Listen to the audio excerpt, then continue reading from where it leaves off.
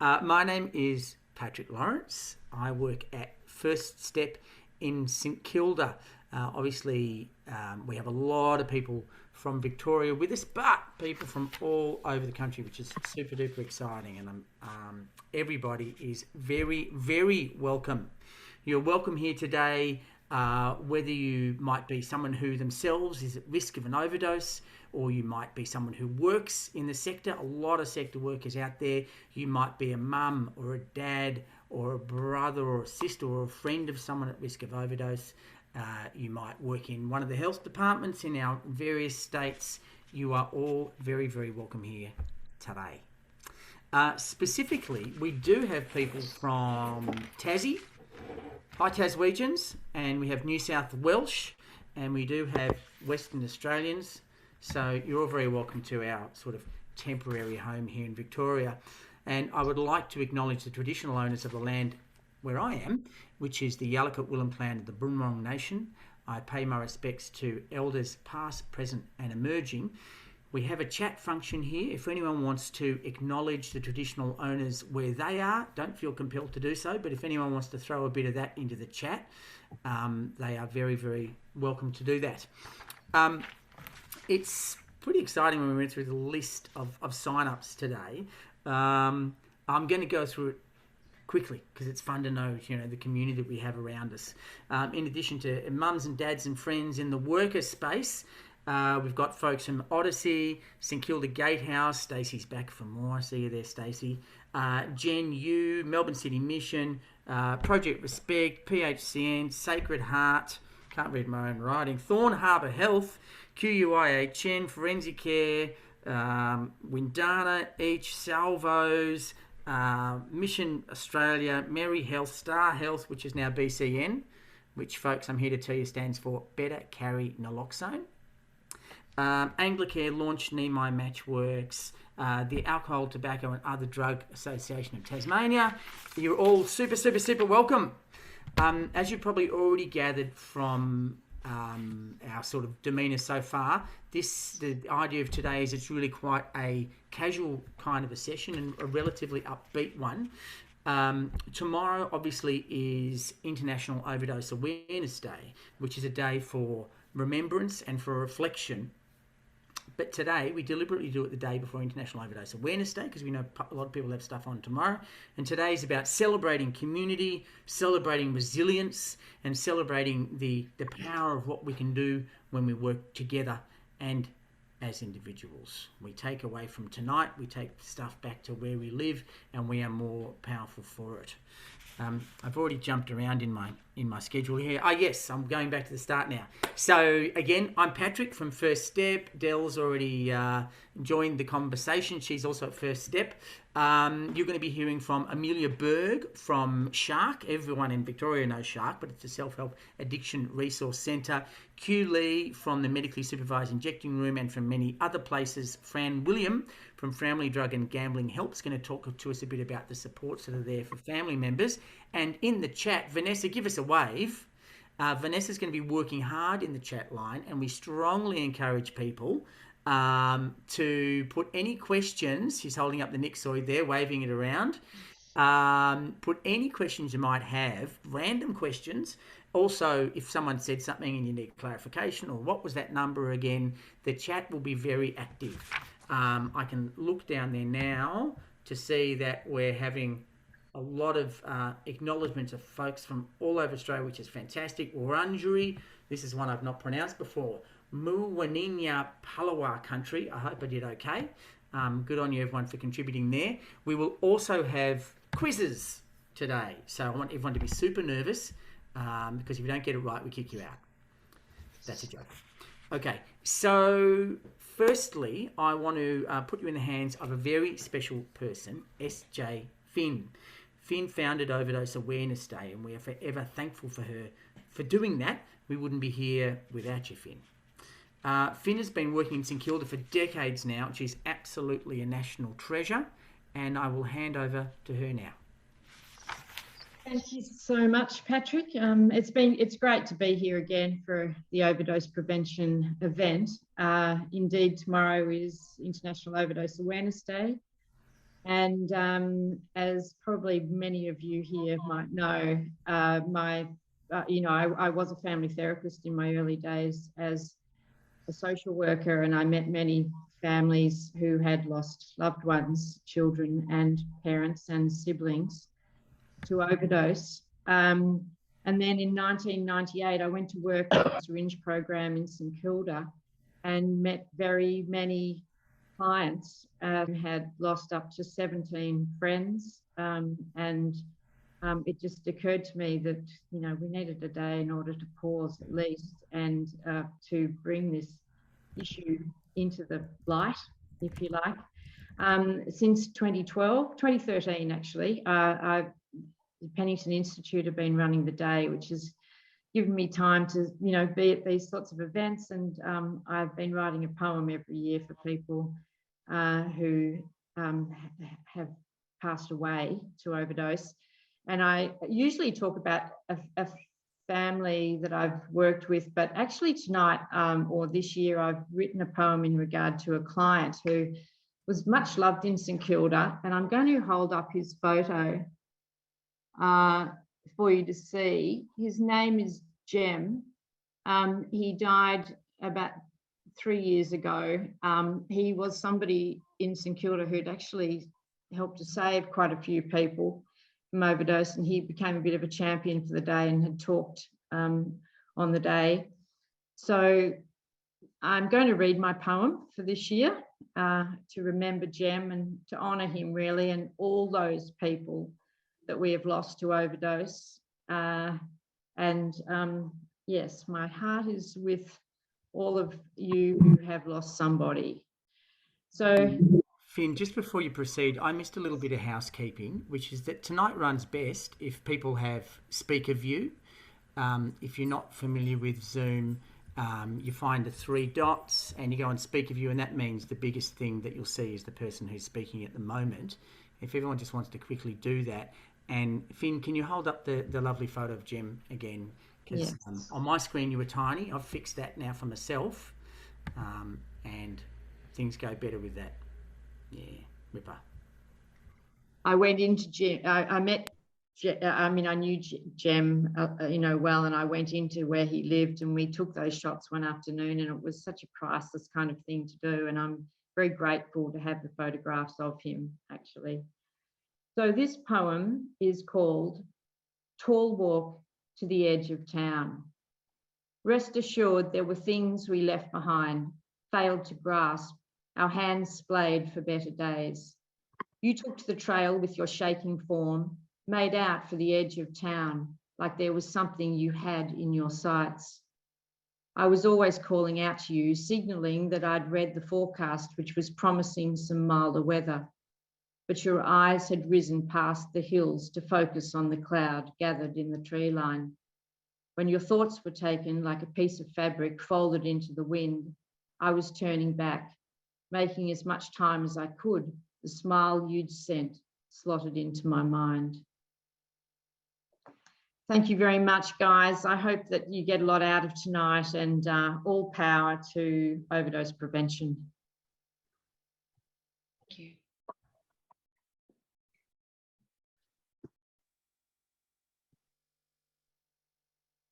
Patrick, you're on mute. Thank you, Finn. That was beautiful. I may have said something quite like that. Yeah. The smile you sent. I love your turn of phrase. Tonight is very much about families, of course, uppermost in our mind when we think about the day, and also about overdose prevention and the support that families need who are at risk of losing a loved one or who have lost a loved one. I'm about to hand over to Fran Williamson in a moment from Family Drug and Gambling Help, part of SHARC as well, and she's going to tell us about some of the resources that are available there. Thanks, Fran. Thank you. Can everyone hear me? Yep. Okay, great. Yes, I'm honoured to be working where I work, and Family Drug and Gambling Help is a program of SHARC, Self-Help Addiction Resource Centre, supporting families and friends impacted by loved ones' substance abuse and or gambling. It's a statewide service. If we can go back to the first slide, yep, it's a statewide service, and we offer a range of services, including counselling, support groups, family education programs, including In Focus and Breakthrough, and this is online and in person. Three sides of the coin. Sorry, something's just come up on my thing, and the supper club. So the next slide, the supper club was set up about 10 years ago as a resource for families and friends mourning the death of their loved one. We meet every second Tuesday of the month to support families and friends, and also to provide connection in their journey of loss, grief and trauma. We meet via Zoom and also in person. In the group, the emptiness, the isolation, the disconnect from others, the shame and the stigma, the regrets, the blame, the unanswerable why, despair and the unworthiness of not being enough are explored with others who understand often this complex trauma and the prolonged grief that our families have. And I think that's a really magnificent slide. It's called Melancholy, and the emptiness that captures us through our grief was created by Dr.Gyu Lee. And how our loved ones died and where they died is really important in our supper club in managing, journeying with their grief. And we honour the one who has died and that their loss is validated. In the next slide, this is the work of, if we can just move on to the next one. This is the second slide, is the work of Celeste Roberger. We just pause for a few minutes and just take in what that slide is. It's often interpreted as anguish, but the artist actually imagined this was someone rising up from a crouching position when they were ready in their grief journey. And both these slides are very relevant to our families and friends who journey and share with others in the supper club. So if anyone would like any more information regarding the supper club, please contact Family, Drug and Gambling Help. Thank you. It's a fabulous service that SHARC offer there, and so many different things that they do with that service. Their helpline is open 24 hours, 24/7, which is amazing. And I would say, if you're asking yourself, should I call that line? The answer is probably yes. Self-care, we know, is absolutely essential. And now I'm struggling to remember, guys, where we're putting up the information about the various different forms of self-care and support. I know Vanessa's going to pop a few probably up in the chat. And there's a slide as well, as there, Del? I'm just having a bit of a mental... We're just going to have a chat about another organisation as well, which is a national organisation called Family Drug Support, but and then we'll have those contact details later in the presentation. So SHARC is a Victorian, and Family Drug and Gambling Help is a Victorian organisation, and obviously we've got folks from interstate, so we wanted to highlight also Family Drug Support Australia. I hope everyone can see the number there, 1300 368 186. Also a 24/7 support line, which is brilliant. Now, I had promised a quiz or two. So we're going to do a very sophisticated thing, which is that I'm going to ask a question and folks are going to put answers in the chat. It's as simple as that. But before we go with our next two speakers, I just want to take a moment for people to say if there's a particular question that they want answered. I know a lot of people are here probably for an update of the training and just to refamiliarise themselves with using naloxone. But if folks had a specific question, now would be a good time to pop it in the line there. I'm gonna pause for a moment. If no one asks a question, then people should ask a silly question just to amuse me. But it's not really a quiz question, is it? But later on, after we've done a bit more content, I promise we're going to test your memories. Okay, we'll just let that sit there for a bit, and we will be sure that we do answer any of those questions that come in. I'm about to hand over now to Amelia Berg.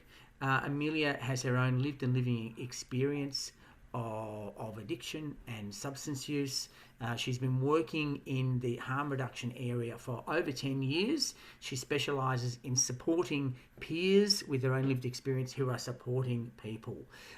So she's a supporter of the supporters. She's very well known in Victoria. I know a couple of people who reckon that she is the best. Amelia's going to give us a bit of a perspective from a bit of a lived experience perspective. Thanks, Amelia. Wow, thank you, Patrick. What an intro. Okay, I'm not sure I can ever hope to be all that you said then, but I'll definitely try. So as you said, I'm a person with lived experience of opiate use. I've experienced overdose myself several times, and I'm also in both professional and personal capacity responding to overdose on a regular basis. Most of my networks, personal and professional, do still use. So there's a lot of people at risk. Some things that I really wanted to focus on today was a bit about what is it like to overdose? It can be really scary for a few people. The person who's overdosed, I mean, I was just having a hit, and next thing I know, I'm waking up on my back and there's a crowd around me. There's, there might be ambulance, police could be there, all kinds of people, strangers, people staring at me. And that's scary. It's really confronting and confusing when you come out of an overdose. So if you are responding to an overdose, be mindful of that, and provide that, support for someone who's currently going through that. It's also really confronting and scary for the person actually responding to the overdose, the person who's administering naloxone. It's scary because you want to get it right. We know what's at stake here. And so we do want to make sure that we're doing it right. But, as confronting and scary as it is in the moment, take a deep breath, slow it down if you can, just because you'll feel more confident and, it gets the job done. Also, just for bystanders, it's, confronting seeing someone overdosing and then seeing the response. That's scary for just random people walking past on the street and just for anyone else that's around. So just a couple of things there to think of. It's also, when we respond to overdose or hear about people that have overdosed, stigma is such a big thing that people face. And again, so many people experience that stigma, not only the person who is using substances and has experienced overdose or is just at risk at overdose, but also their family, their loved ones, their friends. Healthcare providers can also experience stigma as well. So, we need to really work on combating that and, creating, a dialogue within the community that provides support for people. One of the big barriers that people find when responding to overdose is that question of, are the cops going to turn up? Well, the guidelines for police that have say for non-fatal overdose, they don't have to. There's nothing that says they will or won't. It's just if there's if there's a lot of background noise, for instance, and things sound hectic, for the ambulance safety, they'll definitely bring police along, but don't let that stop you from calling an overdose in. If someone is overdosing, definitely get an ambulance. If the police turn up, they're not necessarily going to be there wanting to charge everyone, that kind of stuff. If anything, they'll help. They can do that crowd control stuff. They're awesome at that. So, don't let police presence be a barrier to calling in an overdose. I think the last other thing I'd like to say is when we're talking about, stigma and then people who use drugs and people who have experienced overdose, think about the language that you use. You know, language can be a really powerful tool to reducing that stigma and to providing a supportive environment for people so that people are more likely to ask for help and get the help that they want. Unfortunately, a lot of us have had bad experiences when we've accessed healthcare or other services. And we need, as service providers, as community, we need to provide an environment where people feel welcome, supported, and language is a really powerful way to do that. So, you know, making sure that there's no stigmatizing language, you know, we don't refer to junkies, we don't refer to anything like that. We're people, you know, because deep down, that's who we are. We're not even substance users or addicts, we're people. So, you know, I just encourage everyone to remember that. And if you do ever respond to an overdose, I'd also like to encourage people to actually reach out for debriefing and support after that. Because like I said, it can be confronting. So, you know, pop into your local NSP, drug user org or support community health centre and ask for someone to chat to just to debrief through that, because it can be confronting. But, you know, never let that be a barrier for people. So thank you.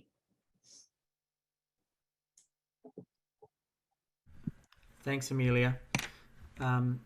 Great to hear from you. It's important to acknowledge as well that there are a lot of people who work in the AOD sector have a disclosed or a private lived and living experience, and we all think it's a fabulous thing that through the Royal Commission, the mental health sector is finally catching up. And I think the AOD sector's got a little bit like, oh, we better stay out in front of this. The engagement of people with a lived and living experience in the formation of policy, in the development of programs, in continuous quality improvement, and in stigma busting efforts. We applaud that, and it's great to have you here today. Amelia, you're being entertained by someone there. Is someone giving you a round of applause, Amelia, in the background? It's all good. It's all great. So we are going to move along now to Gyu, who's going to get on with the actual training component of this evening. This is Gyu, I think Gyu's third year with us, world's largest overdose prevention training. Correct me, Del or Gyu, if I'm wrong there. Yes, I'm going to correct you, Patrick. Gyu's actually been with us for about 5 years, I think, almost from the very beginning. Yeah. Oh God, have we been? I didn't even know that. Okay, oh. I've undersold him. I apologise. I didn't know. I thought it was the third one too, actually, Pat. So. The third one presenting Gyu, but I believe. Oh yeah. The third one. It's the third one with him right up the front. Yep. Right at the front. So great. And Gyu has very extensive experience in a number of different forums, not least of all the medically supervised injecting room in Richmond. He's also a trainee psychiatrist and an all-round talented guy. He's an overachiever. You're going to hate him. Now, we've already touched on some real stuff. Amelia talked about deaths and significant risks and injecting. We're not going to be, doing anything gratuitous here, but this is serious subject matter. So if you feel that you need to step out for a while, if you feel like you want to just go and pat the dog, if you feel like you need to call a friend during or after this session, please do that. Please look at the self-care that we've talked about. But with that in mind, I will now hand over to Gyu. Thank you, Amelia. Thank you, Fran. Thank you, Patrick. And thank you, Finn. Good to see some old faces and some new faces. So hello, I'm Gyu. Thanks for the intro, Pat. So I'll be talking through a little bit about the message, I think following on from what Amelia has sort of brilliantly laid out as well. You know, we're talking about people. We're not talking about anything else but that. And so in saying that, you know, we're talking about overdose in the general setting. So what that means is it doesn't matter if it's about addiction or if it's not.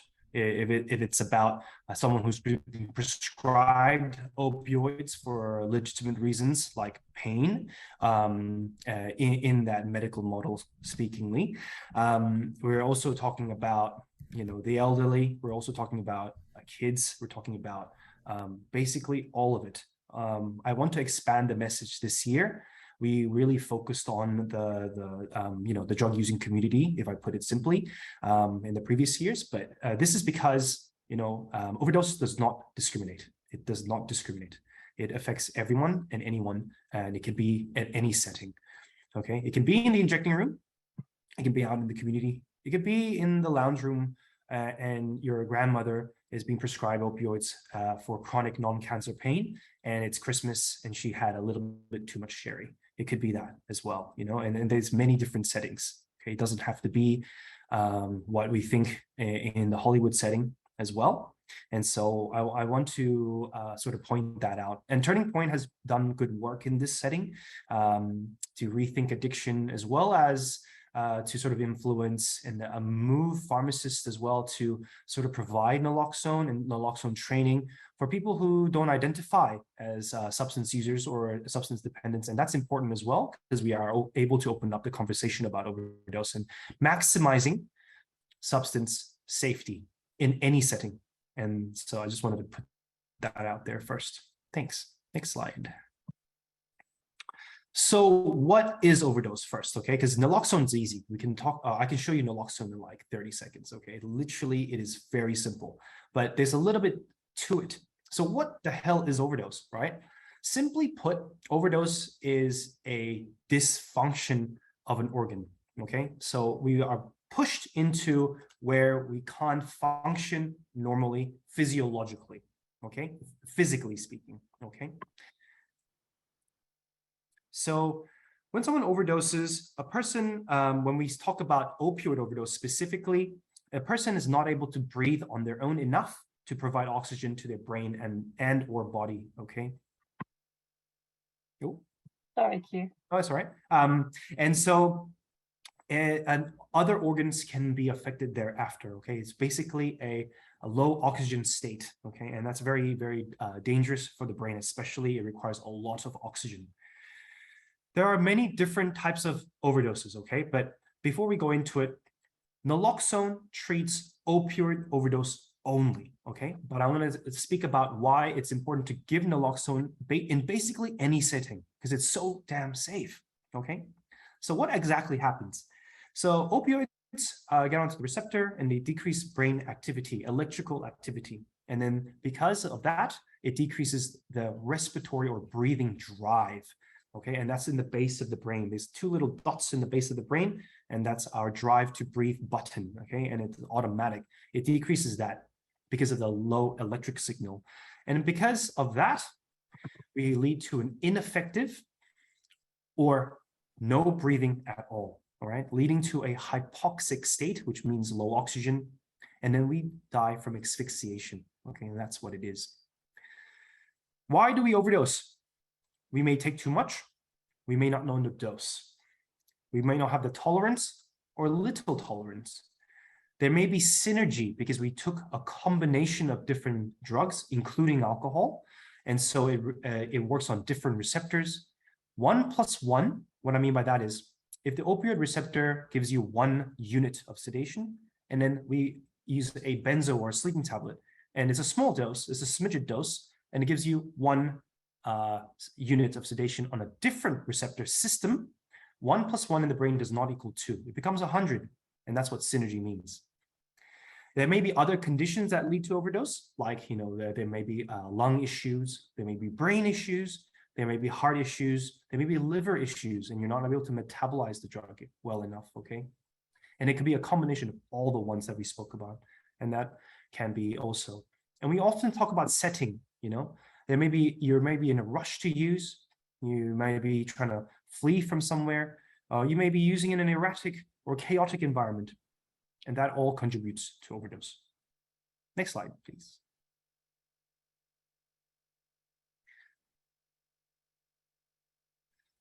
So like I said, there are different types of overdose. When we talk about sedative overdose, I'm talking about anything that makes you sleepy, okay? And stimulant overdose is anything that stimulates the brain. It could be dexamphetamine, it could be cocaine, it could be methamphetamine, it could be all of them, okay? And that stimulant overdose looks very different. Polysubstance overdose is the mixture of sedatives and stimulants as well, and alcohol on top, and many other substances. It could be also categorized as an intentional or unintentional overdose, meaning, yes, in the context of a suicide attempt. It could be accidental, meaning unintentional, okay? We are talking about today overdose in any setting.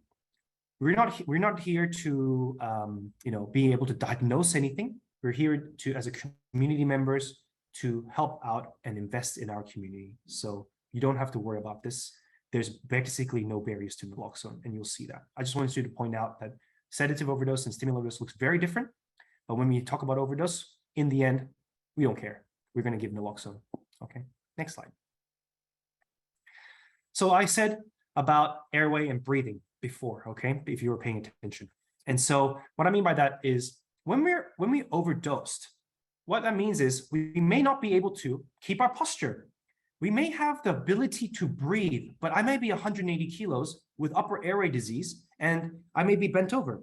If I was in a swimming pool with Pat and I was underwater with a straw, and Patrick is a meanie, and so he comes over and bends my straw, will I be able to breathe even though I'm totally able to push my lungs in and out? No, because my airway has been bent. So it's not just about breathing, but it's also about airway as well, okay? So just keep that in mind when we talk about overdose. Next slide, please. So naloxone reverses opioid overdose, yes. And like I said, we're often or not, especially from the latest coroner's report, about 70% of fatal overdoses has been shown that there's a polysubstance, this mixture of substances, including alcohol. We're trying to take away the opioid action in polysubstance use overdose, okay? Like I said, we don't know if they've mixed or not. And I'll show you why it's so safe to give naloxone.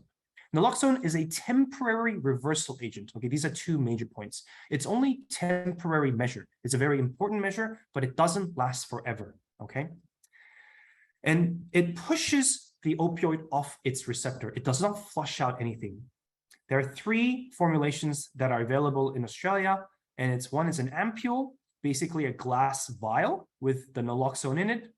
Prenoxade is a pre-filled syringe with naloxone in it already, ready to go, 5 doses ready to go, with 2 needles inside, which I'll show you in a bit live.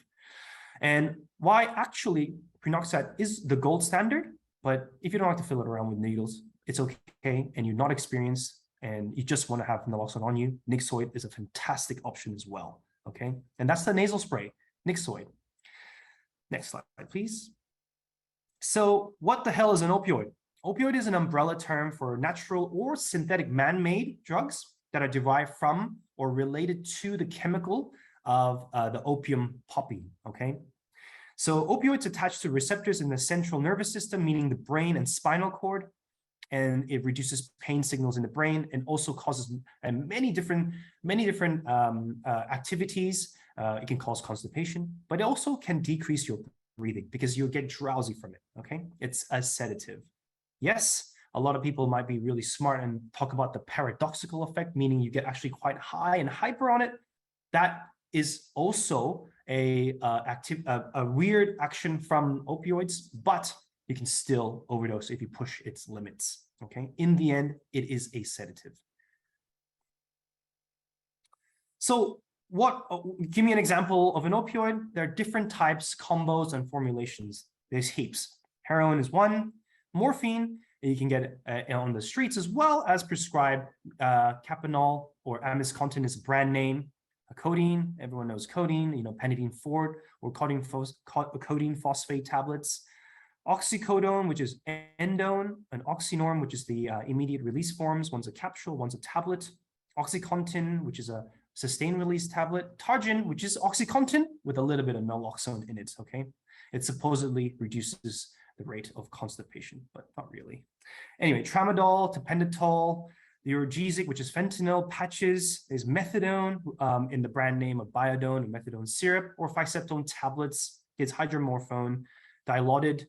Some people may have heard of that, or sustained release Dronista. Buprenorphine comes in the form of Suboxone, Subutex, or Temgesic sublingual tablets. And there's also the opium, the OG opium. Yes. So they're all there. They're all available in Australia. Okay. There've been some very busy chemists out there, Q. It's quite the list, isn't it? It is. And you know, they're not that special from each other. They all have its little nuances, but they all work on the opioid receptor, okay, basically. And methadone and buprenorphine are a little bit special because they're very long-lasting ones. But otherwise, naloxone will reverse all of them. Sometimes with a little bit of difficulty, especially when we talk about fentanyl, but it does. Great. Next slide, please. So how does it actually work in the chemically? So when we talk about pharmacodynamic, it's like, how does the drug work on our body? So basically what it means is the opioid receptor, whichever one we were talking about before, heroin, morphine, whatever, they're in the orange, and they bind to the blue little oval things on our cells called the opioid receptors, and they give us a good buzz, great feeling of euphoria, and a little bit of sedation sometimes, and if you overdose, a little bit too much. And what the naloxone does is it competes, because it's stickier, most of it, stickier than the opioid, and pushes it off. The orange, they're all still there. It does not flush it out. Naloxone is only temporary. It's very short acting, actually. It only lasts for about 30 to 60 minutes. On average, if I took the average of all the opioids there and its half-life, it'll be about 3 to 6 hours, okay, on average. Methadone and bupe included, it will push the average very much far off, okay? So, and methadone and bupe last for days. So I want you to know, naloxone is only very, very short acting. A lot of people will forget it. It only lasts for about 30 to 60 minutes, if that 60 minutes. I've only seen it last in between the 30 and 60, okay? And disregard the 90 minutes. I have never seen it last that long, just letting you know. Thanks. Yeah. Oh yeah, and just to mention the different formulations of nyxoid, whether it's a nasal spray or intramuscular injection, doesn't matter. The half-life of the drug does not change, just letting you know. Meaning it only lasts 30 to 60 minutes. Myths about naloxone, that it's poison, that it's dangerous, that you can overdose on it because you'll only overdose because you're weak. That's terrible, and that's totally incorrect, okay? I am currently opioid naive, and if you gave me opioid, I will overdose if I give you too much, right? I'm pretty strong. I can do like many, many push-ups, just letting you know, okay? I verse anybody here on decline diamond push-ups, okay? I'm not weak. It's not about weakness, it's about tolerance, okay? Having naloxone encourages people to overdose and be careless? Incorrect. There is no evidence to show that naloxone makes people use or overdose even more. Having naloxone encourages substance use. There are no harm reduction interventions that are known to mankind that increases someone's substance use or encourages someone who's never used before to use substances. That is incorrect. There's no evidence to show that. Naloxone causes people to act violently. Not incorrect. When people get reversed from naloxone and they had a significant overdose with a significant downtime meaning not able to breathe, they may wake up confused because they've been in a hypoxic, low oxygen state. The brain is fat and it requires a ton of oxygen. When we're sitting here, we have a steady rate of blood flow. And if Patrick comes in with an AK-47 threatening me and I run for my life, that flow to the brain does not change at all. That's a very interesting physiology. And so, you know, if someone comes out of an overdose, they may be confused, they may blabber, they may act strange. And that's very normal, especially from a significant overdose, okay? And that's why Amelia was saying, you know, protecting that person, giving them the privacy, caring for them is very important right after an overdose, because it became very, very scary experience. Naloxone is unsafe. Untrue. You can give naloxone in almost any setting. There is no known, no recorded anaphylaxis or allergy to naloxone, okay?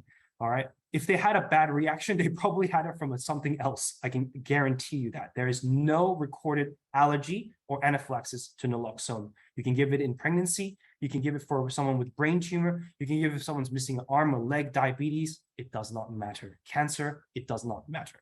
Naloxone delays people seeking treatment. Wrong. It encourages people to seek treatment, actually. So incorrect. Naloxone does not flush out opioids in the system. opioids does not have side effects. Untrue, but in the doses that we use in the community, no side effects from naloxone. Sometimes we may be a little bit gung-ho and give too much naloxone, and they can go into a withdrawal state because you pushed away all the opioids in your system, all that high. And if people have been using for a little bit long term, above 3 days and a little bit continuously, they can get sick because they're in withdrawal, not from the naloxone itself, okay? Naloxone is not evil. Next.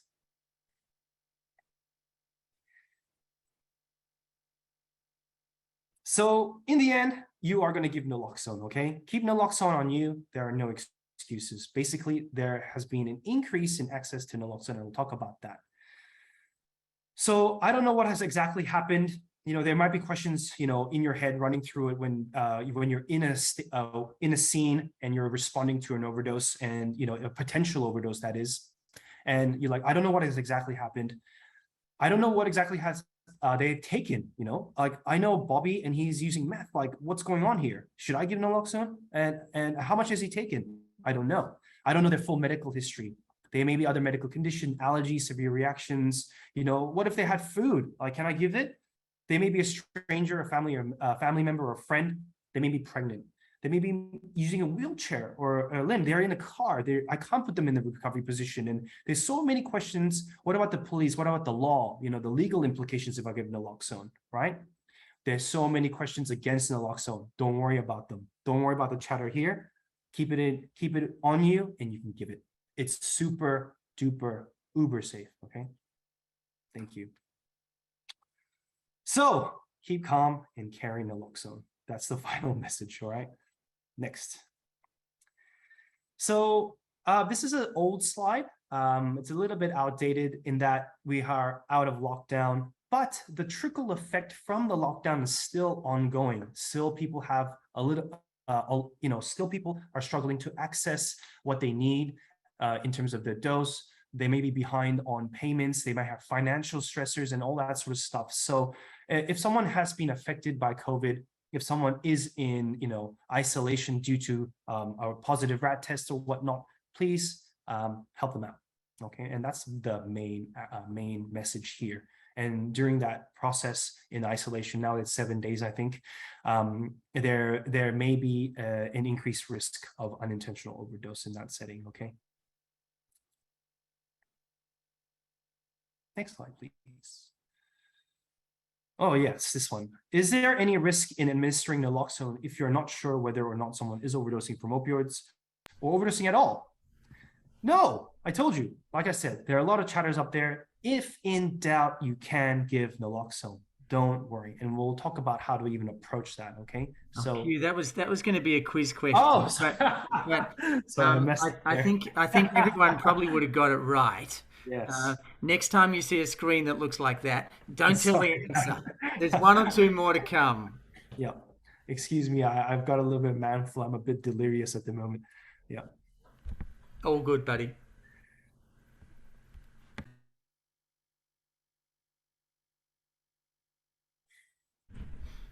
So this is a key slide, guys. This is how I frame in responding to an overdose or potential overdose, okay? Like I said, you may not know that they have overdose. So it's about before naloxone, giving naloxone, and then after naloxone. That's how I frame it. And those are the three things you just need to put in your head and frame it into the Dr. S ABCD, which we'll talk about in just a bit. Okay, so before naloxone is about recognizing an overdose and getting a response from that person. And then when we can't get a response and we suspect overdose, not we that we know, we can administer naloxone. And it's about also getting help. And after that, it's about aftercare. Remember, naloxone is temporary. And after we've used naloxone, we need to get more naloxone. So it's aftercare and getting more naloxone. Thanks. So how does it fit into first aid or CPR? So we're talking about first aid here, and I forgot the S there, but it's okay. It's about danger, response. We sort of move away from the S. We sort of like switch it around a little bit because time to breathe, getting the person to breathe again consciously, spontaneously, meaning by themselves, is the key here. And so we put the send for help last. Why? I'll show you why. Because after we recognize that there's nothing that's going to harm us or the person that has overdosed, for example, maybe like broken glass or whatever that may be in the way that will harm you, you get rid of that. And then you try to elicit a response, which we'll go through in just a bit. We check their airway, it's upright, it's flow, it's patent, and there's no vomit or anything obstructing the airway. And then we check their breathing, they're not breathing, or they're breathing ineffectively, which effectively means no breathing. And then we give naloxone, then we call 000 or we send for help, okay? That's how we frame that. So the recovery position is important. It's not essential. Why I say that is the recovery position is so to allow the airway to be a little bit more patent. In saying that about vomit, okay? If there's vomit or a food product or anything stuck in the airway, getting rid of that and putting them in the recovery position is important. Is it essential? It's not.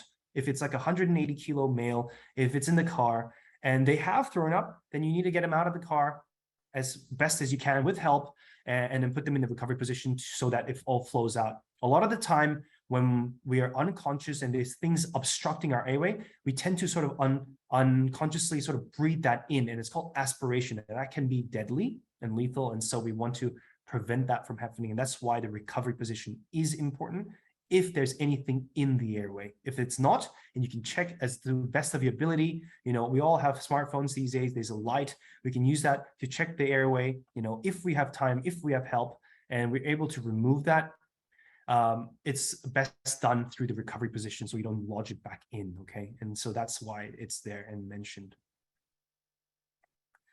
Next slide, please.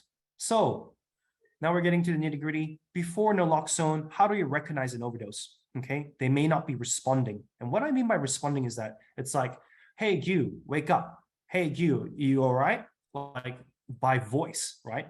So a really good way to remember this is AVPU, AVPU. And I'll put that in the chat in just a bit, but it means they're alert. A for alert, V for voice. Are they responding to voice? You know, squeeze my hand. Yo, you all right? If they're not responding to voice, then we go to pain. Okay, and when we elicit pain, I mean pain. Bring that pain. And you want to squeeze the top of the shoulder here like you mean it, like you want to hurt them. Because if they're not responding to that much pain, then they're basically out, okay? When I say response to that pain, I mean like when you squeeze it, you're like, what the hell? Like, why did you do that, all right? Why did you do that, Patrick? That was not called for. Like, dude, back off. That is a response. A shoulder shrug is not a response, okay? That's not much of a response. It's not enough to show that they can respond spontaneously, okay? The sternal rub we move away from because it's not as painful as the shoulder squeeze. I can tell you that, okay? All right, and so that's a really good question. And also for females and persons who don't want to that part of that body intruded upon, we move away from that. This is super painful, okay?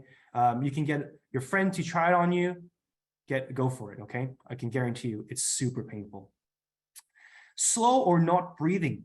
So if there's no breaths every 5 seconds, then it's super low, okay? So slow breaths, slow, shallow breaths can mean almost ineffective breaths. So we got to sort of gauge that. And sometimes it's very difficult. People who has never measured what we call a respiratory rate or breathing rate, right? So the takeaway message for that is basically, if 5 to 8 breaths per minute is not there, meaning the rise and fall, even rise and fall of the chest is not there after 60 seconds, a good 60 seconds, then basically it's a bit too low and I'm concerned, okay? And when I say slow breathing, also when we say no breathing, I mean zero breathing, there is no rise and fall of the chest at all, okay? Making sounds, choking, gurgling, snoring sounds may not be sounds of breathing. They may be choking. They may be not able to breathe properly, okay? So an ineffective breathing, is no breath at all, basically. They can have upper respiratory airway issues. And sometimes from overdoses, we can get what we call pulmonary edema. What that means is there's a little bit of fluid in the chest. And so gurgling and choking sounds may mean that too, all right? It's very rare to hear that, but it can mean that. Most of the time, it's an upper airway issue, and they're basically choking, okay? So just because they're snoring does not mean they're breathing, all right? That's the take-home message for that. Blue lips or nails, all right? They can get gray or bluish, all right? For darker skinned persons, it can be ashen gray, all right? Grayish looking, all right? They can be cold or clammy, and we don't go for the pupils anymore. It can, if we have polysubstance, some stimulants can dilate the pupils, some can constrict the pupils, especially opioids constrict the pupils, right? But it can also be different in different lighting. My eyes are tiny. You probably can't even see my pupils. They're super dark. So don't worry about the pupils, okay? So the take-home message is, if they're not responding to your voice, go for some pain, okay? If they're slow breathing, make sure you count the breaths, okay? Rise and fall. One rise and one fall is one breath, right? If 5 to 8, if it's not there, then we're concerned. Choking, gurgling, snoring sounds does not mean they're breathing. If they're changing color, watch out for that. If they're cold and clammy, watch out for that too. So those are the signs of recognizing an overdose. And it's sometimes, like I said, it's very hard to recognize that. My key thing is if they're responding or not, okay? That's the go-to. And the breath. Next. So there's no classical look of overdose. It's sometimes hard to recognize, okay? Some people may clench their teeth. They may look rigid, okay? They may look unwell. Like I said, for darker skinned people, they may have an ashen gray look. They may have a limp body or a heavy nod. There may be possible vomiting. That's not from the overdose itself, but they can happen. So make sure you check that out, okay? Do not just let them sleep. Do not just let them enjoy their high, which is the main issue, main thing to do. But the issue is, it's the balance between, am I going to disturb that person and save their life? Or, I'm just going to leave them, okay? So don't be afraid to just check on your mate, okay? Just check on your mate. Yo, you good? They're not responding to the voice. Give them a little shake. Yo, you all right, Pat? And if not, squeeze his shoulder, okay? Next.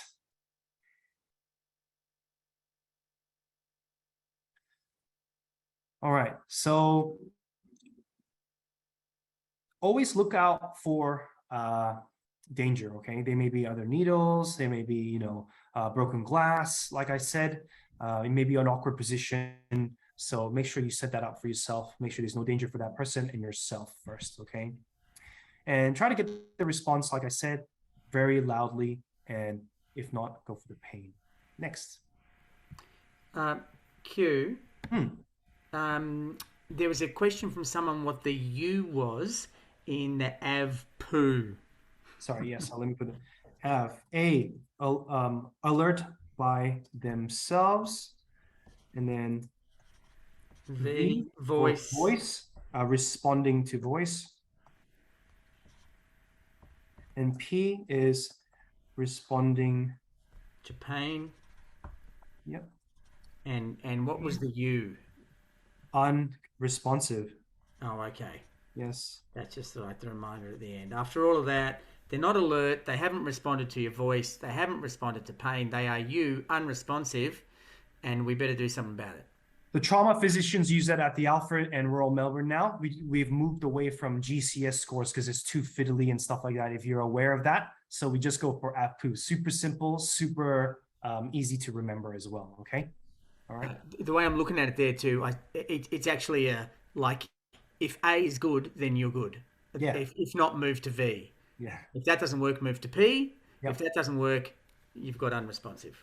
That's right. Yeah, okay, I'm getting it. It's really, I'm going to try and remember that one. That's really good. Yeah, great. Next. All right, now we've responded to the scene. We've checked for danger. There's no danger. There's no chainsaw lurking around to harm us. There's no Patrick who's going to bend my straw, right? And so we've removed that, and now we've tried to get a response, yo, Gyu, you all right? I said to go away. Okay, he told me to F off. All right, okay, fantastic. I'll come back in 20 to 30 seconds and check on him again. Yo, Gyu, you all right? He tells me to F off again. And I come back. He's looking weird. He's not looking good. He's not looking himself. He's grayish. You know, his lips are blue. He's sort of bent over slightly, and he's not responding to my voice anymore. Okay, now I go for pain. He shrugs a little bit, but that's not good enough. Gyu said it's not good enough. And so I try it again, right, just to make sure. And he's not responding much at all. And I squeeze it super hard. I think he's breathing. He's making some weird snoring sounds, but it's not like a normal breath. I'm a bit scared now. Okay, now what do? I will give naloxone. Okay, I've tried my best to gain a response.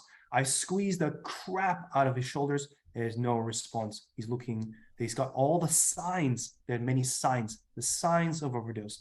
That's all in place now. Then I can administer naloxone. I put the nyxoid up because they may be community members that have never used needles, and that's fine. But I'll show you later about the prenoxade as well, which is an intramuscular injection, okay? So if there's no response, we give naloxone, and then we call 000, okay? And when we call 000, they may have been a domestic violence here happening, and we're afraid of the police coming. You know, I really don't want to put my friend in jeopardy, and, you know, like child protection might be involved in all those sort of stuff, right? Don't worry, life first, okay? All right, don't worry, life first. Why I say that is because if in that case, and you're able to reverse them, you can call back to cancel it, okay? You can call back to cancel it. Tell them that it's an overdose and come prepare for an overdose. They'll not come any faster saying that it's a cardiac arrest, okay?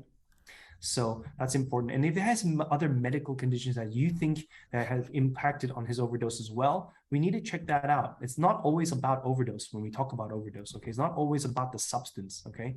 Like, you know, we're talking about a whole person. It's not just drug and overdose. It's not as simple as that. And sometimes we need that extra help, and we need to get that medically checked out, all right? I've had many, many cases in hospital when we have overdose in the community, but they have other issues going on, and that's been an issue for them, and that had to come into hospital, and too late as well. So, and if they're vomiting, put them in the recovery position, like I said, and that can happen because they're in acute withdrawal, right? Nyxoid is no joke. It has a good punch in terms of kicking the opioid off, and they may go into acute withdrawal. We don't want that, but sometimes if it happens, unfortunately, it happens, okay? So people who are a little bit more trained in naloxone, and this is a repeat, and you work in the sector, and you want to learn a little bit more nuanced thing, I'll go through that today as well, okay? If they're pregnant, you can still give naloxone, okay? And how often can you administer naloxone? Every 2 to 3 minutes. And every 2 to 3 minutes, you'll try to get a response from them. You'll try to elicit a voice response, a pain response, you know, and do your due diligence before giving another dose. Absolutely, okay, right? And if they're visibly pregnant or knowingly pregnant, you can give it every 4 minutes.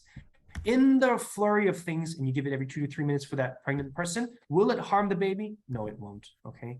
All right, so don't worry, all right? It's just if you can remember it at the time. It's a very stressful event, so be kind to yourself, all right? At least you're giving them naloxone.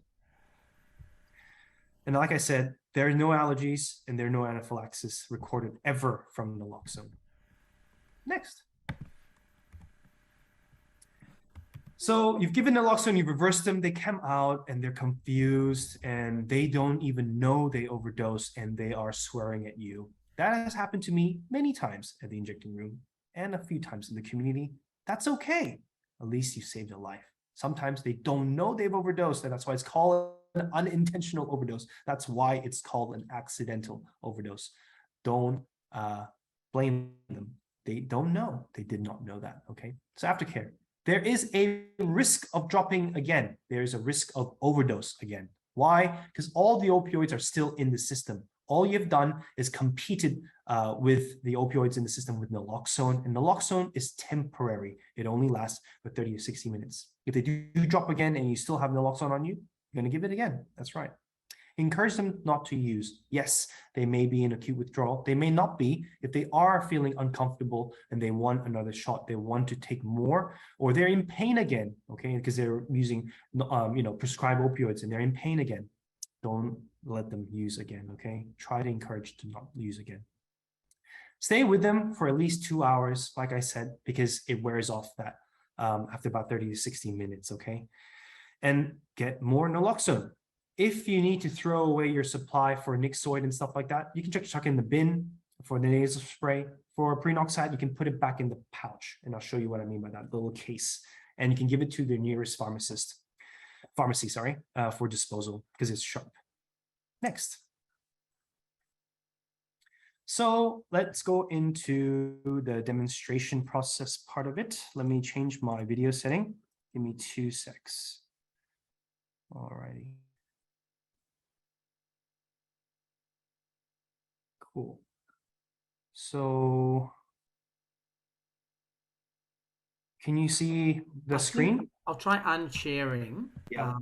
that might be better for most people. Please unmute and let me know, people, if you cannot see Q's black t-shirt and his yoga mat. Please shout out or put it in the chat. You should be still on speaker view, and you should be able to see Q. I've actually lost you for the moment, Q, but I think if you start making noise... Can you see me? I can now. Yeah, when you talk, you pop up again for me. Fantastic. Great. All right.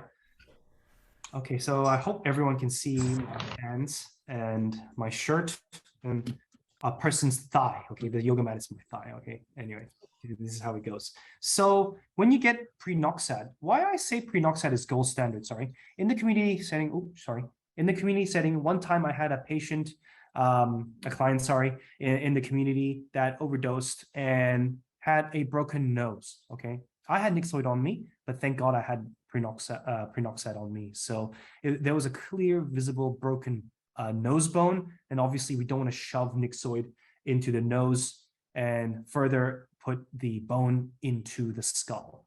That is the only time that I could not have used nyxoid. That is literally the only time, okay?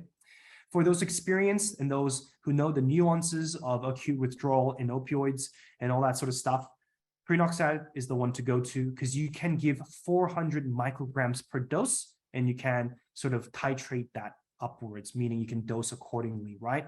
But for those who don't know, you have this baby here that Vanessa was lovingly showing before as a great advertisement, and I'll show you that. So let me go through the prenoxade first. It comes in a case like this, a yellow case with a really annoying tic-tac-toe type of little strip thing that you have to get rid of, which is that, okay? I always recommend once you get this to take that part off, and it looks like this, okay? And you got that little like sticker there to keep it closed. Because when you open this pack, you open it not like your grandfather's like super expensive Mont Blanc pen. You will crack it open, like this, twist it open really roughly, okay? Boom, and it's open. Okay, not once or twice. It will just open in one go. Okay, I've opened this so many times. I just want to demonstrate that it can go any direction in any way. So you crack it open, and then voila. So what it looks like. And I call it the first level boss. This first level boss, you don't need. I've explained it to you. Don't worry about it. If you need it, you want to open it up, you have 2 to 3 minutes to respond to that if they dropped in front of you. But if you're in a hurry, chuck this away. Don't need it. The second level boss is the safety cap. You got to undo the safety cap, okay? And then the third level boss is this bloody thing, right? And you're like in a hurry and you're like, oh crap, I can't open it. It's like it's so small. I don't have fingernails and it's not really like separating here, this little pack there. Can you see that? It's not separating. In a rush, you can just push this open, okay? Just push it open. Don't worry about it. You look like a pro as well. And there's another safety cap there, okay? And then you twist it on. And how hard do you twist it on? Twist it on hard, okay? Boom. One twist, done, all right? And then you have 5 doses there. Can you see that, guys? Is that clear at all? Yes. It's not very clear on my screen, so Yep. We can't see the actual numbers, Q, but in those white triangles, there are the numbers 1, 2, 3, 4, 5, folks. There'll be a slide later that will show that maybe. I think it's on the slide, but anyway, there are little triangles with a number starting with number 5, 4, 3, 2, and 1. What you want to do now is you want to uncap like a pro in one swoop. Boom, it's ready to go. And if it's really skinny person and you might think they're going to hit bone, don't worry about it. The outer thigh or the side of the deltoid is the way to go. Don't worry about the bum, okay? The bum is a little bit tricky because there's a lot of nerve endings and you want to go for like the outer quadrant and stuff like that. Don't worry about the bum. It's either the side of the shoulder, this side or the other side, or the side outer thigh or the front of the thigh, okay? So let's just say this is the side of the thigh or the outer thigh and the person's lying down, okay? This is the front of the thigh. I'm just going to go 90 degrees straight in all the way through, okay? All right. And you're like, oh crap, I can't see the number. I messed up. Don't worry about it. Twist it around and you can sort of bend a tiny little bit so you can see the number. All right. If you're, you can't bend down for some reason or whatever, don't worry about it. And then you inject, okay? You inject.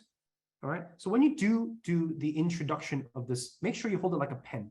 Don't do the Hollywood thing and you hold it like this, okay? Or don't do the whole like tap, tap, tap, and need to get rid of the air bubble and things like that because it doesn't matter. It's an intramuscular injection. You're not going IV, intravenously. You're not going into a vein. And even if you were going into a vein, that little bubble is not going to do much anyway. So don't worry about it even more so for a muscle, okay? So don't worry about it. You've put the needle on, you've uncapped, and then you're going to like a pen near the blue or the ring there, the safety cap ring there. Then you're going to go all the way in 90 degrees, and then you're going to inject, okay?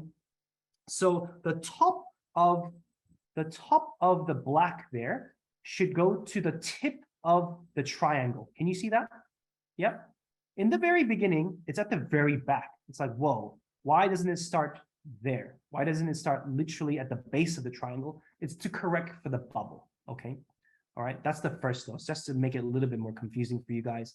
It's at the very back, and it's got a bubble at the front, and that's why it's at the very back, okay? But you want to go all the way to the tip of the triangle, and then, do I now take it out? You don't have to. I prefer to. You don't have to. And then you can give it every 2 to 3 minutes, okay? Do you use the same needle? Yes. Don't worry about changing needles for that same person at that incident or overdose, okay? And then you'll inject again. You'll hold it here at the tip or here. I usually prefer to hold it at the ring there, not on the actual needle itself. And then you inject again, and you go from the top of the black rubber thing there into the top of the triangle, and that's your second dose, okay? Does everyone understand? Any questions? Please unmute yourself and say, repeat that, because I did not understand. Okay, fantastic. All right, and there's 5 doses. That's a lot, just letting you know. Great. And sometimes they may need it. Don't worry about it. Is it gonna, can you overdose on naloxone? No, you cannot. Don't uncap. It's because I've recapped many times. Don't recap. After using it, you can just put it in the case again and then close it, okay? All right, there you go. All right, and then you can give it to your nearest pharmacist. Done. Fantastic. That was prenoxade. Now we have nyxoid, okay? Super simple. Like I said, it can even take 30 seconds to explain that. There's 2 in there, okay? All right. So what does that look like? It looks like this. Super simple. And there's a little like opening thing there, okay? You can open that flap there. When you insert it into the nose, right? You hold it to the sides here. There's a holding thing there. Don't, again, be trigger friendly and hold it at the trigger there with your thumb ready to go, because this trigger is really flimsy, okay? All right. It's made so there's almost no resistance when you give it. So just in case you blow the load before entering, don't do that. Make sure you hold it on the side. And then once you shove it into their nose fully, and then you go. Which nostril? Doesn't matter, guys, okay? The nose, in the nasal cavity is super well perfused by what we call the cavernous sinus, which are really big veins. And that's why if they're not breathing, they don't need to snort the naloxone in for it to work. There's veins going back into the skull, and so that will take the naloxone that you squirt into the nose very much effectively. The response from this one might be a tiny bit slower than the intramuscular injection, and so be a tiny bit patient, okay? All right, wait the full 2 to 3 minutes, okay, before it works, okay? Fantastic. And then, because you have another one, it's there. The dose is larger on the nyxoid, okay? For those nerds out there that want to, like, you know, debate the doses and stuff like that. Basically, you're getting 900 micrograms from this because it's 1.8 milligrams per dose per full squirt in, but the bioavailability, meaning how much you actually get from this, is about half from there, which is more than double per dose of this, okay? That's why I say for those that are pro out there, they know their stuff, prenoxade is the one to go for. But for those who are amateurs and don't like to fiddle around with needles, this is just as good, okay? But you can't titrate. Don't worry about it. Naloxone is naloxone, and carrying naloxone is key, and giving naloxone is key, okay? So we have for very select few, and the supply is quite dwindled, but we do have the ampules, the old school ampules. I'm not going to demonstrate this today, but these are what it looks like, okay? These are old school. This is what I started with when I first started with working for Windana back in the days, and this is what it looks like, okay? All right, and that's also 400 micrograms per vial, which is 1 dose in the prenoxade prefilled intramuscular syringe, okay? That's what that looks like. And where do I carry it? If we go back to the slides now, I'll show my face now. The demonstration is over. I like to carry it in my Don't Melt Kit Kat esky, tiny little esky that I got for $2 at Salvo's, because summer is coming, and so we don't want it to burn in the car. I like to keep it in the car. I have a prenoxade and I have a nyxoid, okay? So I like to keep that in there, all right? Fantastic. Keep it in the glove box. That bit there is obviously particularly interesting to everyone to see if they haven't seen the product before, or if they haven't been trained in using the product. Our next slide is one of our questions, but I might just pause for a moment in the chat. You know, we keep inviting people to ask questions, but yes, now is a great moment. If does anyone want to see any of that again quickly, or have a quick question about the actual prenoxade device or the actual nyxoid device, now would be a really good time, because after this we're sort of on the home straight. Yep. Okay. While that invitation stands, we might go to the quiz question. Okay. There are no wrong answers to this question. This is just to get us all thinking. We're in different circumstances. You know, we might be workers, we might be family members. We've discussed that. Taking away from today, what's one or maybe two things that you're particularly going to look out for in your life or line of work or whatever it might be that you've picked up from today? You're like, I'm going to really keep an eye out for that. Everyone can answer this one. I want at least 100 answers coming in thick and fast, reminding us all about, you know, the good stuff that we're learning here today. Change in color, unresponsive. We're looking at breathing, slow or no breathing, discoloration of lips, pain. So if people don't respond to the pain stimulus, breathing response to pain. AVPU. Who's got it? Alert, voice, pain, unresponsive. Gurgling noises. Gurgling noises do not mean necessarily that a person is breathing. They might be choking. Blue lips, again. Someone's pointed out nails as well. I'm not sure if, oh, Vanessa is telling everyone all boxes do have 2 nyxoid doses, as long as it's a new box and no one's used it before. If in doubt, naloxone. Thank you, Helena. That's a big takeaway from today. Fantastic, folks. Lots of good thoughts coming in there. And I think, do we have, oh, we haven't got another, there's another question a little bit further down. Gyu, I think we're back to you for this one. Yes. So how the hell do we even get naloxone in the first place? So the first option now is to test out this new initiative by the federal government, which is called Take Home Naloxone. And it's local pharmacies and GPs. I put local pharmacies in bold and underlined because they're probably the ones that have taken up the most. Is to call your local pharmacies around the area, whether you can get to, and ask them, do you have nyxoid? Okay, all right, go for the nyxoid. If they have prenoxade, okay, and you can get a pack for yourself. So the quantity, what that means is you get, you're able to do, you can actually get 2 prenoxade, like 2 of these babies here. So that's pretty cool. Or you can get 1 pack of the nyxoid, okay? So that's how I understand the actual initiative. I haven't tried it myself, but I implore you to call them up and ask them, okay? You don't need a prescription. You can get it handed to you, okay? And a lot of pharmacists, from what I know, don't know how to train very well because they've never done an overdose before. So don't worry, be kind to them. Let them explain if they want to before they're giving it to you, and see how it goes. And you know, it'd be good to get a feedback from that.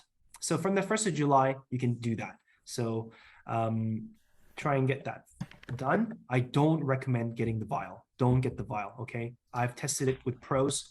The prenoxade or the nyxoid is way faster than the ampules, okay? All right. So, yep, that's option 1. Am I moving on, Q? Well, actually, 1 second. Actually, that was really good because if you tell your mate who is using heroin, who is using, you know, opioids, and they get their opioids from the pharmacy, and you tell them, hey, I heard about this initiative, Take Home Naloxone, go get yourself a nyxoid, right? That's pretty cool. Because of the stigma, a lot of the times, if they have a regular pharmacy, they don't want to go there. So get it for them, okay? So if you go to the next slide, Patrick, thank you. Sorry, mate, I've screwed up a little bit. I'm gonna have to go out and come back in, and here we go. I've never had any problems with this before, of course. Here we go. Come on, big screen. Here we go. Hey. This is where the point of advocacy is. Because of stigma, all right? I want you to know stigma drives overdose. It absolutely does, okay? From a public health perspective, there are a great number of evidence that stigma drives overdose. And so get it for them. Don't be lazy. Go with the person or just get it for them, okay? And that's why it's important. Sometimes even when GPs give a script for naloxone, not that you need it, they won't get it. The uptake is like less than 10%, if that, because of stigma, okay? Because they don't want to be judged. They don't want their freedom and trust to be taken away, what they think it is with that pharmacy. Maybe they might get methadone there. They might get, you know, buprenorphine there as an opioid agonist treatment. And so just get it for them. Thanks. Next slide. Option 2 is to hook up with your nearest NSP or service provider. And in the Metro Melbourne area, there's a list that they're there. Better Health Network was previously known as Star Health, and Health Ability was previously known as Carrington Health. North Richmond Community Health, which is where the Administer is solely and exclusively for people who inject drugs. Okay, and why is that? Is because we try to capture, you know, equitably, not equally, equitably, people who are most vulnerable, and so don't bother them. Bother the other places if you're not a injecting drug user. Okay, for regional Victoria, please hook up there too. If your mate lives far, far away and you're doing a trip into Ballarat, Bendigo, Geelong, or Gippsland region or Mildura, get it for them, okay? Get it for them, all right? Maybe go in a little group, so you can get multiple packs, all right? And store them in your esky, okay? Because it's getting hot now. Not yet, but soon. What's our advice about folks who live in other parts? So we've got a lot of folks from other parts of Victoria. Where's the best sort of website or the best place to go, do you reckon? Look, if the website's not helping you out, and I've tried trolling through the website, and sometimes it's very difficult, call your local NSP or go down to your nearest friendly NSP and ask them, okay? They will work hard to get you some naloxone. There are some great people that work out at the NSPs. They will be able to source it for you. They're the best point, okay? They may not be able to, but they may be able to source it for you, okay? So see how you go, all right? And again, option number one is there, local pharmacies, which is a national initiative, not just a state initiative. So call your local pharmacies up, all right? One pharmacy may be really enthusiastic and be hoarding all the naloxone. So it's really important to call them up and know, all right? Yeah, thanks. Can I jump in there on that as well, Q? Just as of the 1st of November, AOD services will also be able to register to distribute naloxone as well. So that's a program that will roll out. It's not obviously up and running just yet, but for people to look out for it. Thanks, Dale. So preventing naloxone, preventing overdose is also quite important. Okay, so obviously trying not to mix and understanding what they're actually on. Usually, maybe they're on chronic painkillers. They might be on other things that are sedative as well, anti-epileptics and things like that. So making sure that you know what they take previously, not just intentionally mixing it or unintentionally mixing it. So knowing that as well, and using on top of methadone or Suboxone is risky, but it's often done. And so just knowing that fact and being able to hold that conversation, meeting that person where they are, is a harm reduction intervention, okay? And not judging them, and making sure that you are asking them and you communicate to them that you're asking them because you care, not because you want them to stop using or anything like that, okay? So making sure you know what they're on and having that conversation initially is a very important part of it. And being with that person will help prevent an overdose and providing that setting, okay? And if you had a short break or using from a new batch, make sure you have a small little test taste first, okay? So how long does it take to actually have, lower tolerance? Usually for the non-long-acting ones, so meaning not methadone and not buprenorphine, if you haven't used for about 2 to 3 days, your tolerance is reduced, okay? Generally speaking. Using with another person is key. I wish that we had a full slide on that, but using with another person, that person may not be using it himself or herself or themselves. Make sure you use with another person, okay? All right, so some other harm reduction methods are smoking it or shafting, which is up your bum. And I don't care if you use it as a cream, if you use it as an eye drop, if you snort it, getting it the safest possible way is what I like to encourage. And if it means injecting, getting new supply, getting hooked up with an NSP is very important, okay? And not sharing equipment. Looking after your health and getting regular checks out. Okay, like Amelia said, we are a whole person. We're not just drug users. We're not just, all that. So making sure you also look after your mental and physical health is important. Okay, and Harm Reduction Victoria or SHARC is a very important service organization that you can hook up and to find or through direct line to find GPs that are understanding of that is also quite an important part of it. Okay. Next. So this is an old slide, just skip through that one. This is from the Pennington Institute site. They are just under renovation, so hopefully they have not taken away these beautiful illustrations just to refresh your memory, okay? So these are just what we talked about before. Don't worry about those ones. you can always check up on the site. So I usually like to check their sites every quarterly just to see if there's any new materials, but I think they're under renovation right now. This is from the last year's stuff. So storage, important. And this is the take-home slide again. Approach to overdoses before giving naloxone, and after naloxone. You can give naloxone every 2 to 3 minutes. Oh, the laundry's done. Sorry. Naloxone lasts 30 to 60 minutes in the body, and it's a temporary reversal agent. Once you've used it, get more naloxone, okay? Refresh your memory with regular training by attending these things like today, or hooking up with your NSP or service organizations and getting regular training. And when you are trained, teach someone else, okay? So how we do it in medicine is that we see one, we do one, and we teach one, okay? And that's how we remember, and it becomes yours. So make it yours and share it, okay? Thanks, guys.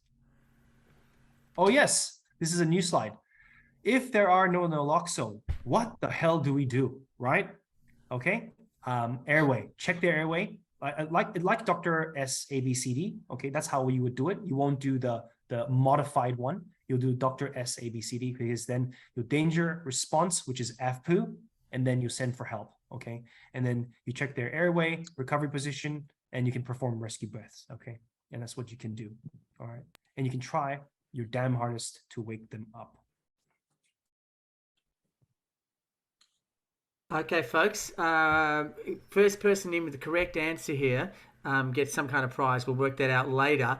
List in the chat A and B, or A and F, or D and E and F. Which of these 6 things increase someone's risk of an opiate overdose? There's no all of the above. It looks like one of those kind of things. Have a go, people. Get the answers in. Yeah, there's quite a few of them. The correct answer will have a lot of these. Q can reveal the truth in a minute. That's good. A lot of people are listing a couple of things. B is very popular, but it's more than one of these answers is correct. So the correct answer might be, you know, A, B, C, D, or something like that. Great. Love to see people going for it. A, B, C, D, A, B, D, E, F. Now, wait a second. A, B, D, E, F. Who said that? Q, you can check with, I'll check with you, but I think that's correct. I think Miff Briggs is the winner. Unless, Q, you're going to correct me that if someone's under 18, they are at greater risk of overdose. Actually, I don't think C is correct. I think it's everything except for C. I think just because someone's under 18 doesn't mean anything, really. That's correct, Q. You worked it out. So everyone, it is A, B, D, E, F. If someone said that before Miff, then I apologize. She was the first one I saw doing that. Thank you, everyone, so much. We're really right at the end now. Please drop into the chat after you've put in all your letters quick thoughts about tonight's training, particularly if there's anything that you think we could do better next time. Believe it, we do go through the chat notes, and there are already about 7 A4 pages, which is absolutely fantastic. People have been really active there. I'm not sure, Finn, are you still with us? It's a very busy time for Finn, and we will certainly forgive her if she has moved on for the day. There is a demonstration / protest tomorrow in Melbourne, for those of us who are in Melbourne, on the steps of Parliament House on Spring Street. It's an arrive at 11 o'clock situation. There's going to be some kind of installation there. There are going to be a lot of speakers. Finn's speaking there. Probably a lot of you guys already know about this, but in case you don't, I'm just giving it a bit of a plug. We're going to try something a little bit different. We've never tried this before. Can everyone take themselves off mute? I'm going to give you just a couple of seconds to do that. Take yourselves off mute.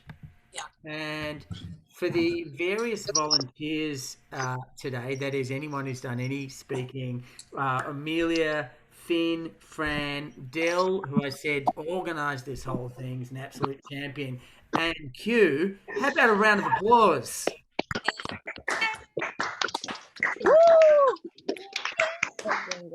Well done. Thank you. Thank you.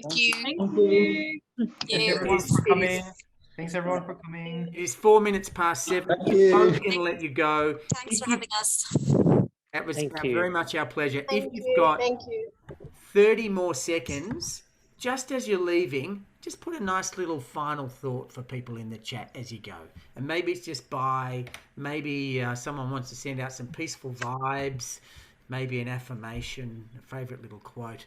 Do that on your way out if you feel like it. But you are hereby released. Some of us are going to stay in the room in case you wanted to talk to any of the presenters in a slightly more private setting. It won't be private, of course, but there won't be 100 people there. So goodbye, everyone. Hopefully we'll see some of you next year for your 12 monthly reminder training. And thank you so much for coming tonight. No, thank you. Thank you. Thank you. Thank you. Thank you. It's our pleasure, everyone. Amazing. Thanks guys. Thanks for coming. Thank you.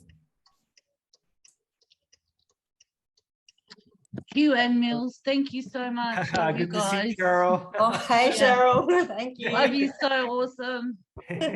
Bye. Bye. Very much, guys. Greatly appreciated. Thanks, Angus. Thank you. Right. Someone's just joining now. Rhiannon's just joining in. So we still got quite a few people in the room. Maybe they're taking a bit of time writing a nice message. I hope that's happening. I just had maybe a question for Q if he's still here. Yeah, Yes, I'm here. Tristan? Hi. I was just wondering what's the difference in absorption uptake between intramuscular and the nyxoid? So great question. So we're talking about pharmacokinetics. So how does the body interact with the drug? So pharmacodynamics was like how does actually naloxone work on the receptor? Now we're talking about formulation differences, right? So naloxone as an intramuscular injection versus naloxone as an intranasal spray.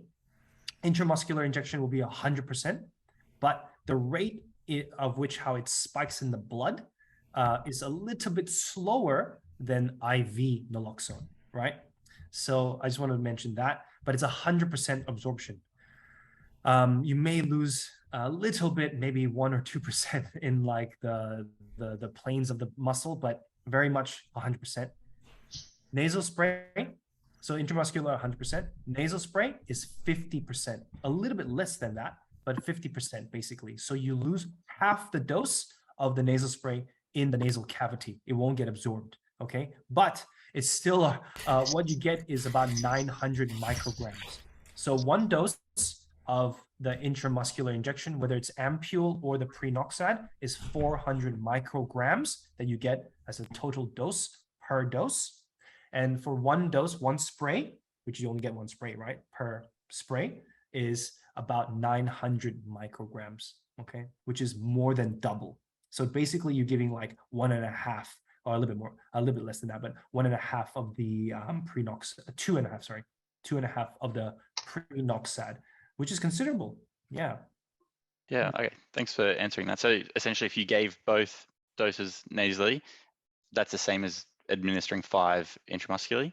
Yeah, that's right. Yeah, That's a okay. ton, isn't it? Exactly, correct. Yeah, Okay. it's a ton. Yeah. Perfect. All right. Well, thank you again for the presentation tonight. I really appreciate it. Thanks, Tristan. Good question. Bye. We've still got lots of people in the room, so if people have other questions, fire away. Maybe people have gone and made a cup of tea and left their screens on, but now is your chance. And if there's deathly silence, we're all going to go and eat our dinner. Thank you, everyone. I'm signing out. Thanks, Agatha. Thank you. And it's a lovely thought you've left us with there. Together we make a family. That is the truth. Hi. Bye. Bye, Raquel.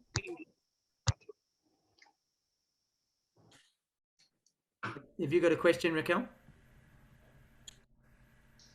Yes, but my GPS is going because I'm in Perth at the moment and I'm driving. Sorry about that, because I don't know the area. Sorry, see, can't stop because I'm driving. To get this naloxone, is it like anybody can get it? Yes. And you just buy it like it's from a pharmacy that has the take-home naloxone initiative. It should be for free over the counter. Yeah. Oh. So just call. So what do I just around. say? I just ask go for and some tell naloxone. Yeah, literally call them up and say, I want some naloxone, and they may be baffled. Then if that's the case, then ask to speak with the pharmacist and ask for naloxone. Okay, and they'll be like, what do you need it for, right? And usually I answer like that. That's what I was thinking. They're gonna ask me.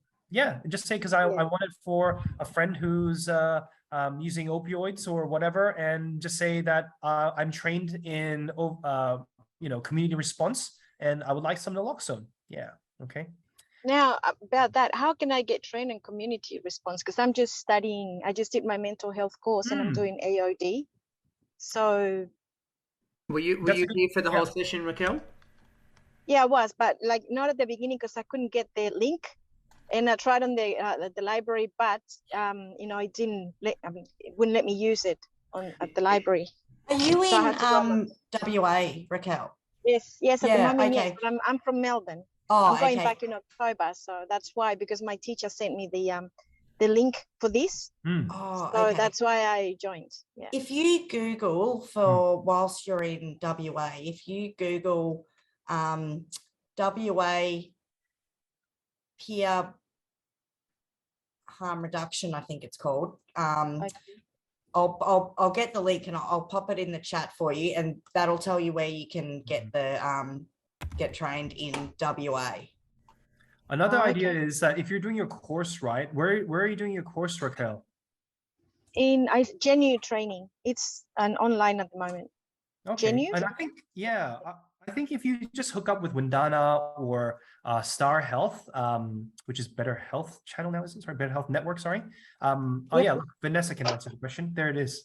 It's still Star Health at the moment, but feel free to reach out. I've just put my email in the chat box. I'm more than happy to run through a personalized training one-on-one with you, and we can do that over the telephone or through Zoom or whatever you want. And there's also some other harm reduction networks in each state too, and they're generally really happy to do that too. Absolutely. So, feel free. We'll, reach out and we'll be able to kind of hook you in the right direction. And you mentioned that if someone is using like opiates, to give it to them, that's something that you come and say, look, this is, how do you get this to them? So what it is about opening up a conversation about the potentials of overdose. It's like, this is what I heard. People accidentally overdose all the time. I know you're using, or I know you're taking opioid medications and things like that. I heard about naloxone. Have you heard about naloxone? And just talking about naloxone. Yeah.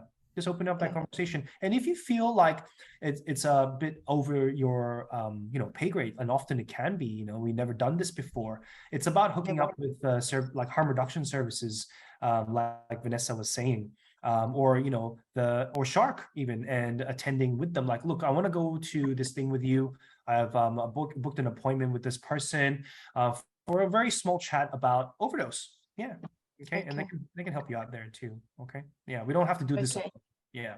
Yeah, no, because it's kind of, I never heard of this before, but I think that could help. I mean, if they have it handy or something, they can help them. But remember, you can't reverse your own overdose. So, it's about being with them. And if they can be with someone else that has naloxone, or they have naloxone and they train that other person, it's about spreading the word and the training. Okay. Yeah. Okay. Yep. Okay. Yeah, that's good. All right, then. Thank you very much. I've got a question, if I can. Yes, please. Yeah. I work with a new volunteer group who provide food to people in the community, and we may see people that need help. Can I share this presentation later with my fellow volunteers? because I think I'll struggle to repeat it all to other people. No, absolutely not. Don't You share weren't it. here tonight. You don't get to see it. Robin, I'll field that one. Yes, we will be making the video of this available, and I'll send the link out to everybody that registered for the training tonight, so that you can forward it on to whoever it Thank you. Robin, That's the response I wanted. I can also do a training for your organisation if you want. Okay, lovely. Thank you, Vanessa. I'll put my email in the chat. I've got your email. I made a note. Thank you. I will sign off. Hey, Vanessa, Amelia, Fran, Robin, you're part of the family now. Del, Q. We're done, and we will see some of our fellow travellers tomorrow on the steps of Parliament, and otherwise, it's not essential that I have the last word. Del, why don't you have the last word? Thank you, everyone, for coming along, whether you're a presenter or a viewer.